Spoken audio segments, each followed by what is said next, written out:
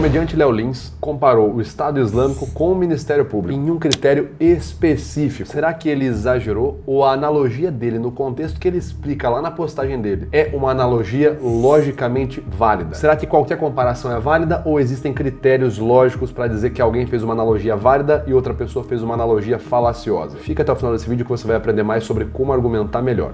Me acompanhe.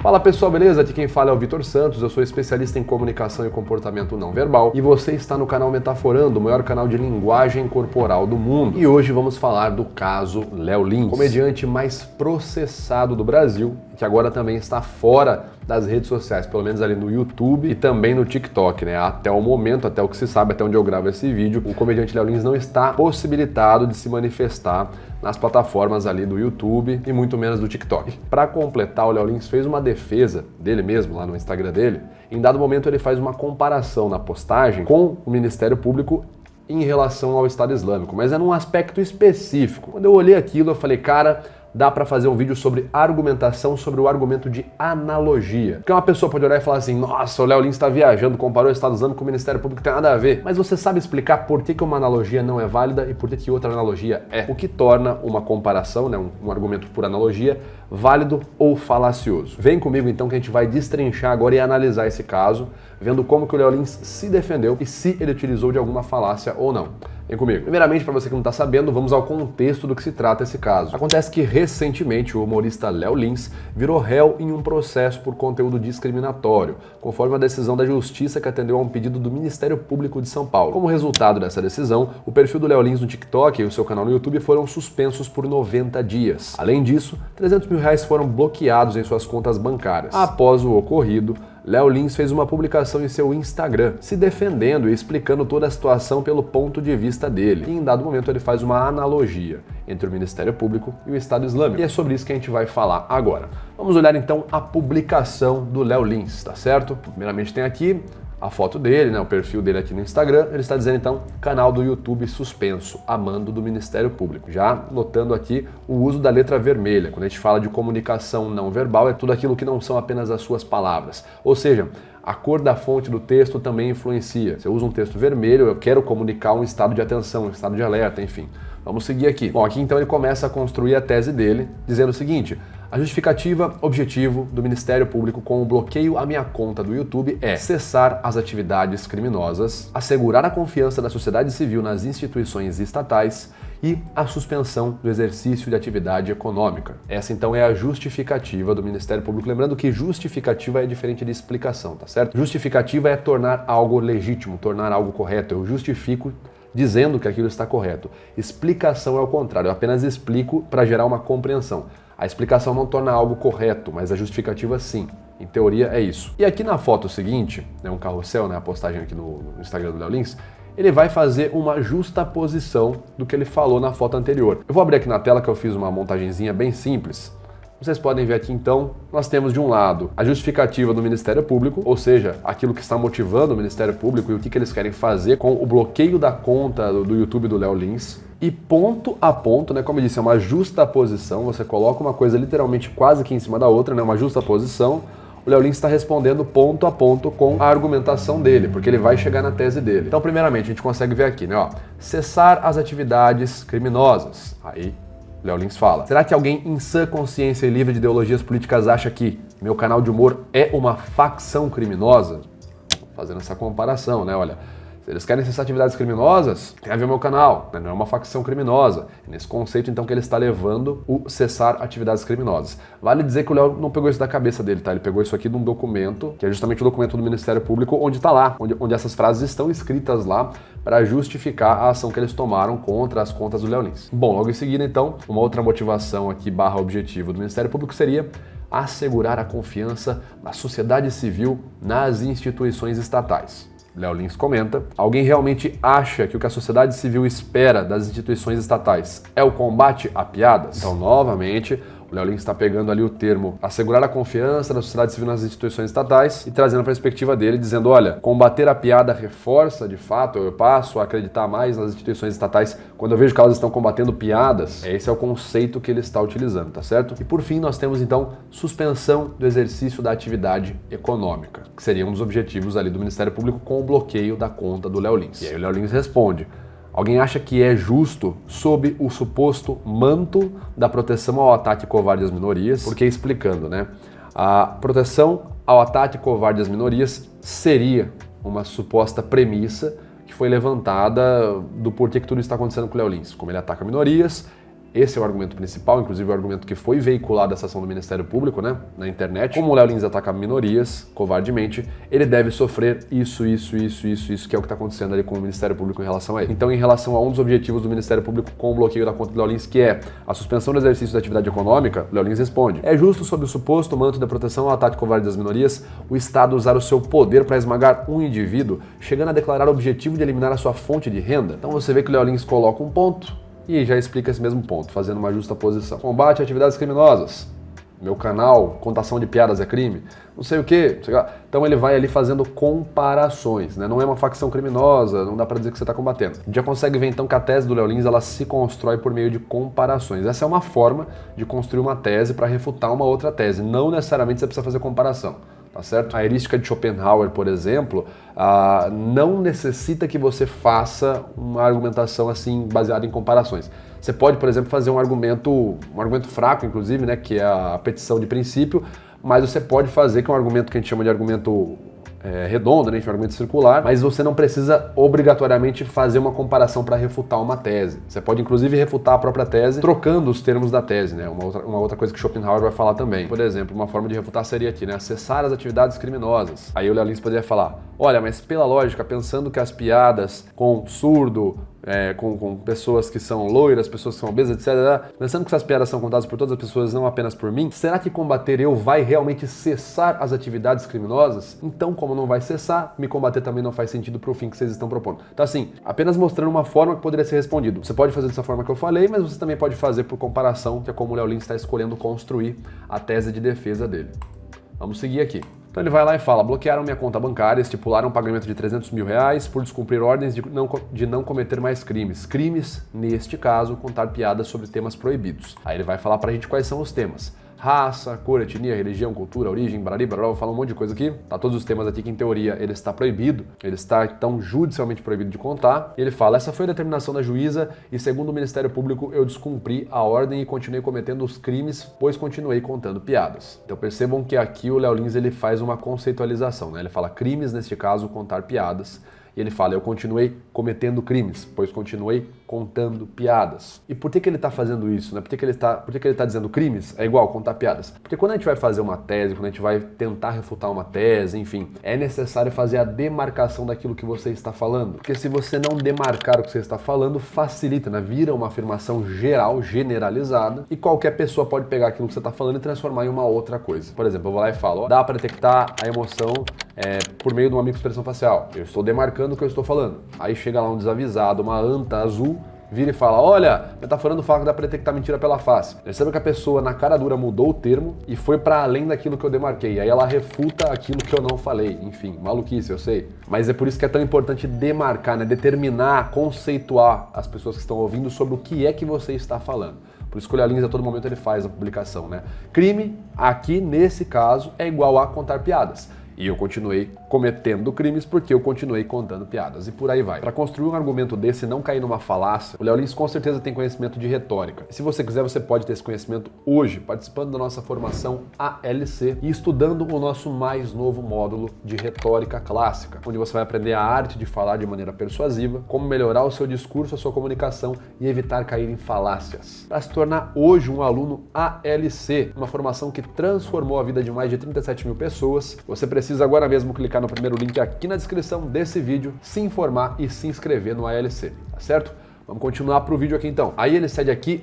Esse é o momento que o Léo Lins vai articular a parte forte da tese dele, que vai culminar naquela analogia. Tenho certeza que as pessoas envolvidas no meu processo creem agir em nome do bem. Elas acreditam estar combatendo o mal. Muito interessante observar o cuidado do Léo Lins com as palavras. Como a gente está falando de um processo, pressupõe-se, no caso do Léo Lins, uma questão judicial, nós estamos falando de justiça. A justiça, obviamente, tem a ver com o discernimento do bem e do mal. Aquilo que é. A justiça vai determinar, em teoria, né, ela deve determinar que o bem seja cumprido, que o mal seja punido, ou que ela seja capaz de discernir, num caso, né, num processo, quem está correto, quem está com o bem, quem está errado, quem está com o mal, etc. e tal.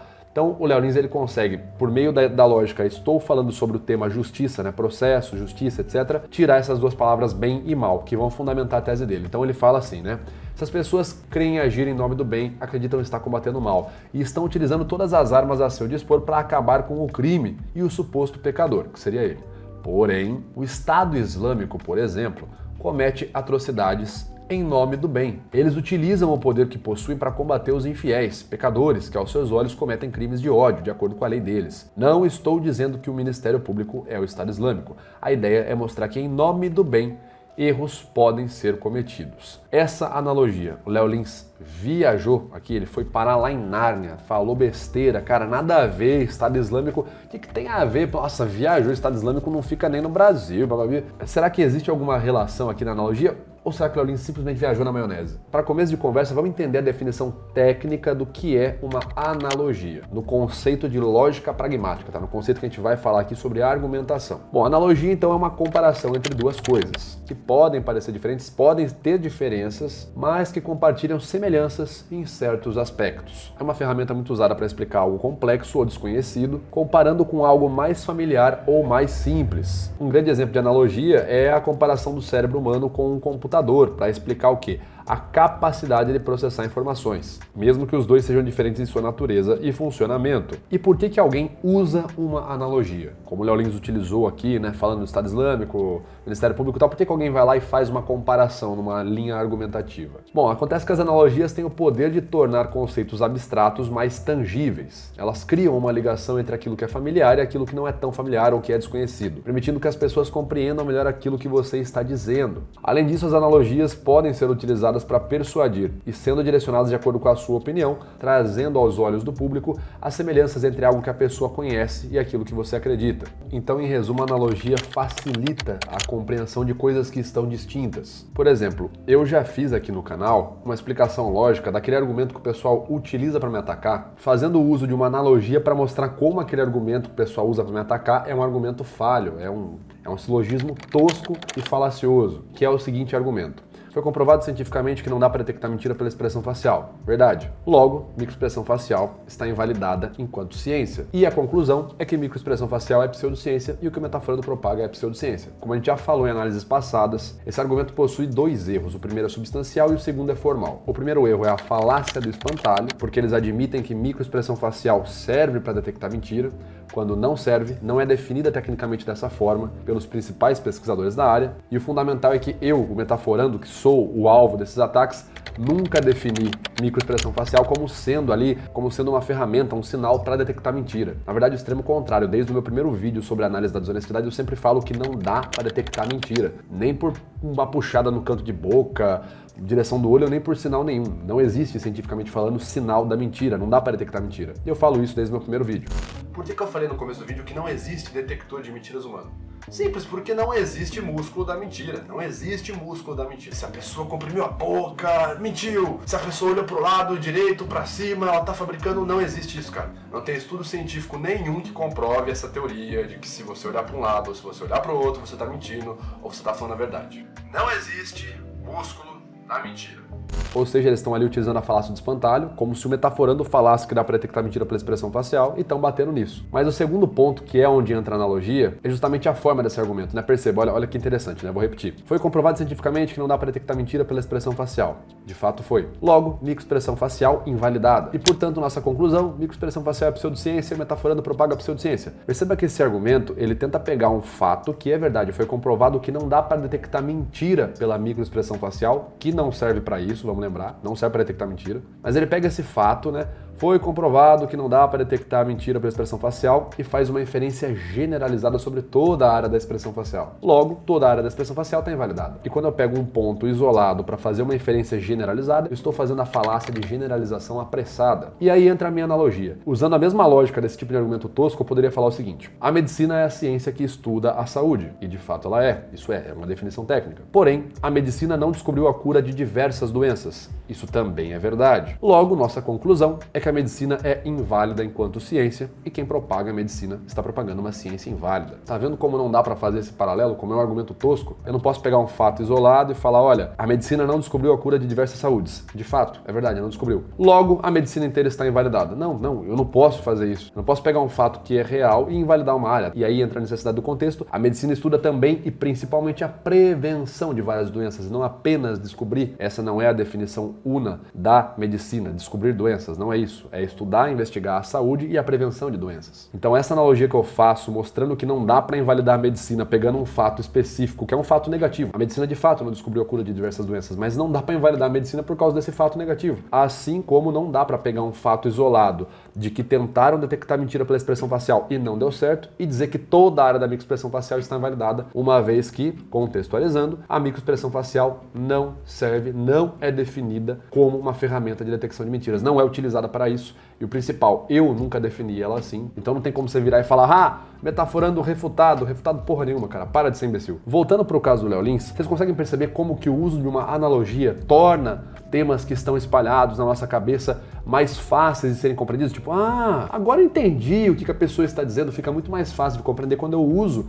um argumento por analogia. Agora, novamente, pegando o caso do Léo Lins, vamos ler de novo a comparação. Olha, ele está dizendo o seguinte: o Estado Islâmico, por exemplo, comete atrocidades em nome do bem. E o que ele tinha falado antes disso, na foto anterior? Essas pessoas que estão envolvidas no meu processo creem agir em nome do bem. Elas acreditam estar combatendo o mal. Então, quando eles falam do Estado Islâmico, ele destaca: fazem as atrocidades que fazem em nome do bem. Essa comparação dele faz sentido? O Estado Islâmico não tem nada a ver tal? Sem entrar no mérito da substância, tá certo? Analisar a substância, a matéria dessa analogia, mas apenas o conceito. Qual é o conceito? É a possibilidade de cometer erros em nome do bem. Apenas nesse conceito que o Léo Lins destaca muito bem, é uma analogia válida e não falaciosa. Sim, dá para observar nitidamente que é uma analogia válida e não falaciosa. Ele inclusive deixa claro aqui, eu não estou dizendo que o Ministério Público é o Estado Islâmico. A ideia é mostrar que, em nome do bem, erros podem ser cometidos. E nessa linha argumentativa, nesse aspecto, nesse conceito de que é possível cometer erros em nome do bem, esse argumento por analogia não é falacioso. Uma vez que o Léo Lins delimita do que ele está falando, e o melhor, ele traz evidências do que ele está falando, ele mostra aqui um comediante que no Estado Islâmico,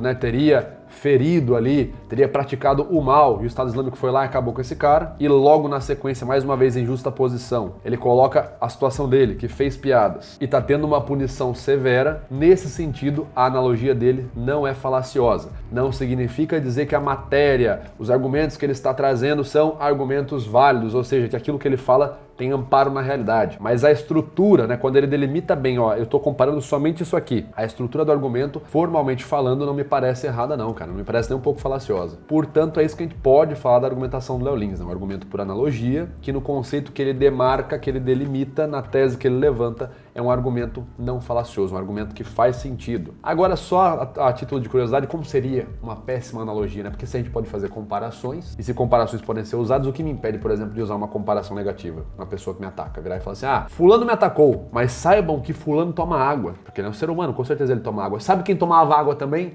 Hitler. Hitler tomava água. Então, vocês estão vendo? Estão vendo? O que torna uma analogia ruim, primeiro, é quando ela é muito genérica, e segundo, quando os aspectos que são comparados são muito divergentes ou não tem tanta semelhança assim. E o terceiro ponto é quando aquela comparação, mesmo que seja válida, é irrelevante para a tese. Dando um exemplo, ponhamos que eu estou levantando uma tese contra uma pessoa qualquer na internet, e eu vou lá e falo assim, não, essa pessoa é preconceituosa, sabe por quê? Porque essa pessoa toma água. Sabe quem tomava água também? Hitler tomava água. Logo, se os dois tomam água, O fato das pessoas tomarem água não tem relevância nenhuma para eu afirmar que uma pessoa é preconceituosa. Zero relevância. E o modus operandi, a vida histórico do Hitler, apesar dele tomar água igual essa pessoa, difere muito, você percebe? Se eu quisesse dizer com mais propriedade, eu poderia dizer que tanto Hitler quanto essa pessoa falaram mal de judeu. Um falou lá na época e o outro falou há 10 anos atrás no Twitter. Enfim, isso seria mais válido para dizer que a pessoa é preconceituosa. Mas do contrário, quando uma analogia foge muito do tema, ou quando a comparação é irrelevante para a tese que eu estou defendendo, a gente pode dizer que é uma analogia falaciosa. Tá certo? Mas em resumo é isso, pessoal. Esses eram os pontos que eu tinha para comentar aqui com vocês, fazendo uma análise lógica, né, uma análise argumentativa do caso Léo Lins, até porque não tem muito o que falar de linguagem corporal por aqui. E se você quiser ver mais vídeos como esse, você precisa agora mesmo curtir esse vídeo para eu saber que você está gostando desse material, compartilhar esse vídeo também com as pessoas, que me ajuda muito. O YouTube, infelizmente, não tem entregado os vídeos muito bem, mas enfim, eu peço então que você compartilhe esse vídeo, curta esse vídeo, comente aqui também, dizendo quais outros tipos de análise você quer ver sendo feitas aqui no canal. Se inscreva no canal caso ainda não seja inscrito e torne-se também membro do canal Metaforando, torne-se um apoiador para me ajudar a continuar produzindo conteúdos como este, tá certo? Clique aqui em Seja Membro, veja as possibilidades, as opções para tornar-se membro e ganhar acesso a vantagens exclusivas. Meu nome é Vitor Santos, eu vou ficando por aqui, um abraço e até mais.